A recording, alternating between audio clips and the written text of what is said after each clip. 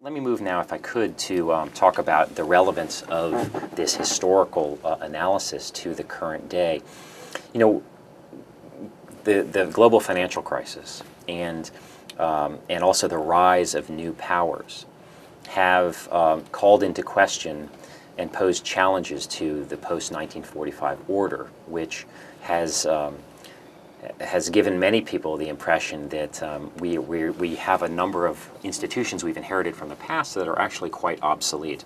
And we need, at this stage, to try to reinvent those institutions, to try to update them to incorporate rising powers, and to try to allow new issue areas to be taken under consideration. The difficulty is, the difficulties in doing this are several, however.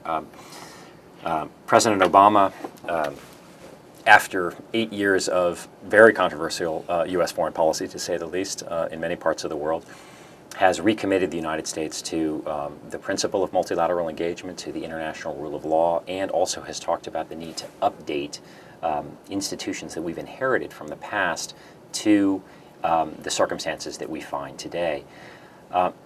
But I want to point out several limitations or difficulties that he's going to run into, even if that view is sincere, and I believe that it is. The first has to do with eroding U.S. power. We did have experience at the end of the Cold War, what people have called the unipolar moment, when the United States had no peer, had no real competitor, but partly as a result of overextension over the last few years, the United States, and also some economic mistakes, the United States has seen its material power position relative to other parts of the world erode somewhat. And it's also seen a real decline in what Americans have liked to think of as their soft power. That is the attraction of their ideals and institutions. And obviously, there's been a lot of controversy over U.S. role in the global war on terror over the last, since 9/11, and this has undermined that a little bit. So U.S. leadership is no longer taken for granted, even within the West, and I think that makes it very difficult for the United States to somehow believe that it's going to be rule maker in chief anymore. A second issue that compounds that is that we have a real proliferation of important players in the world. Brazil is one of them. China, Russia, India, and others. And what this has done is it's made it, these countries are also, in many cases, developing countries. And so you don't have simply, at the board of directors level, a number of countries at the big powers that are all sort of, in a sense, in the same stage of development. And this creates, among other things, a lot of disagreements about ideological disagreements about the way the world order should be structured, and it makes it harder to achieve consensus when you have this more diverse group of people at the table. I mean, arguably it's a good thing to have a more diverse group of countries, but it makes agreement a little bit more difficult.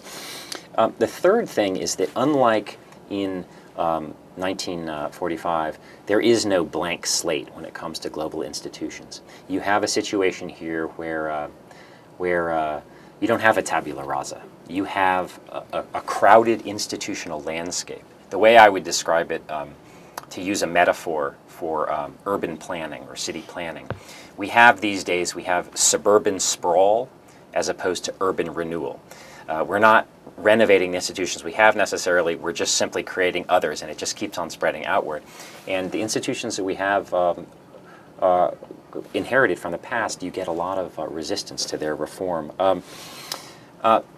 The other thing is that the global economic crisis has been an important crisis, but it is not so severe to make people call into question the institutions that currently exist and have people say, get rid of them. So what I think we're going to see is a period of incremental, gradual institutional innovation. But that's hard. That's hard to do in certain cases. Like, for instance, Security Council reform, for instance, is an issue that I'm very interested in. And there are many people who think that Brazil and India and Germany and Japan, et cetera, should be at the table as permanent members of the Security Council. That's a very hard thing to do without something like a catastrophic war to make people think, let's transform everything. Just a couple of other things that I think are on the table that I think will complicate institutional reform. One of them is simply that managing globalization has gotten far more complex and intrusive than it used to be. It used to be that collective security, for instance, would simply mean a promise to go to another country's defense if it was attacked. But collective security now may mean dealing with issues like nuclear non-proliferation or chemical weapons proliferation that require very intrusive inspection regimes that are very that impinge on other countries' sovereignty. And so that's controversial. It's also the case that financial regulation, it used to be that it was about simply where, or commercial issues were simply about where you set your tariffs, for instance, and getting rid of subsidies, non-tariff barriers. Now, it can be about really intrusive regulation of your own private financial institutions. So things have gotten more complicated. And then the last thing that I would mention, which is which I think lays in the background, and it comes through in the book that I wrote, is that the United States remains in many ways very ambivalent about multilateral cooperation. For reasons of its distinctive political culture, the United States has an exceptionalist tradition. It likes to see itself as exceptional in the world. It tends to try to protect its sovereignty, and particularly its constitutional traditions. And there is a generic resistance in some parts of the U.S. body politic to any view that the United States will be subordinate to international institutions. The other thing is that the United States still remains very, very powerful. And powerful states do not necessarily make good multilateralists. They tend to resist it because they have more bilateral and unilateral options available to them.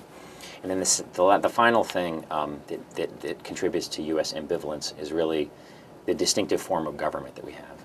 And we see this when it comes to treaties, like there's a lot of debate over in Copenhagen about a follow-on to a climate treaty, the Kyoto Climate Treaty. The difficulty is that any treaty will ultimately have to be ratified by 2/3 of the United States Senate.